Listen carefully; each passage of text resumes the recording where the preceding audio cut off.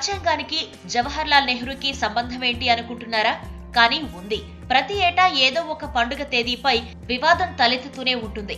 2017లో ఉగాది మార్చి 28 అని కొందరంటే, కాదు మార్చి 29న అని కొందరంటున్నారు. ఇలా గతంలో కూడా చాలా పర్వదినాల గుర్తింపులో విభేదాలొచ్చాయి. ప్రభుత్వం సెలవు ప్రకటించిన రోజునే పండుగ అనుకుంటాం, కానీ పండితులు ముందు రోజునో తర్వాత రోజునో చెప్పుకొస్తారు. ఇలా తేడాలు ఎందుకొస్తున్నాయో తెలుసా?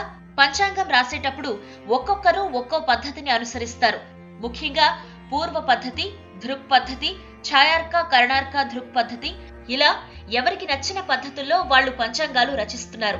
సాధారణంగా 360 డిగ్రీల భూ అయినాంశాల్లో చంద్రుడు ఉన్న డిగ్రీల నుంచి సూర్యుడు ఉన్న డిగ్రీలు తీసేస్తే తిథి వస్తుంది. కానీ ఈ తిథిని నిర్ణయించేందుకు ప్రామాణికంగా ఒకే అయినాంశాన్ని తీసుకోవాలి. కానీ ఒక్కో పద్ధతిలో ఒక్కో అయినాంశాన్ని తీసుకుంటున్నారు.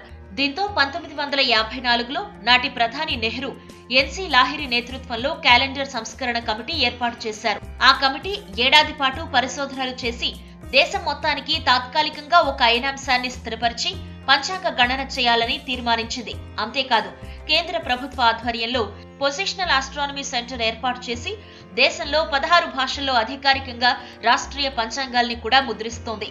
కానీ సంప్రదాయబద్ధ పండితులు మాత్రం ఈ తాత్కాలిక అయినాంశాన్ని ప్రామాణికంగా తీసుకోకుండా వాస్తవ పరిస్థితులకు అనుగుణంగా ఉన్న అయినాంశం ఆధారంగానే తిథిని లెక్కిస్తున్నారు. ఈ తాత్కాలిక అయినాంశం వల్ల పర్వదినాలు ముందు వెనుక అవుతాయని, అనుకున్న ముహూర్తానికి కాకుండా వేరే ముహూర్తానికి పండుగలు సహా శుభకార్యాలు జరుగుతాయని వాళ్లు హెచ్చరిస్తున్నారు. ప్రభుత్వాలు తాత్కాలిక అయినాంశం, పండితులు వాస్తవ అయినాంశం ఆధారంగా పండుగల్ని లెక్కేస్తూ వస్తున్నారు. అలా నెహ్రూ వేసిన కమిటీ నిర్ణయం మన పంచాంగం తీరునే మార్చేసింది. ఈ వీడియో మీకు నచ్చినట్టయితే లైక్ చేయండి, షేర్ చేయండి. మరిన్ని ఇంట్రెస్టింగ్ వీడియోస్ చూడడానికి మా ఛానల్ కు తప్పక సబ్స్క్రైబ్ అవ్వండి.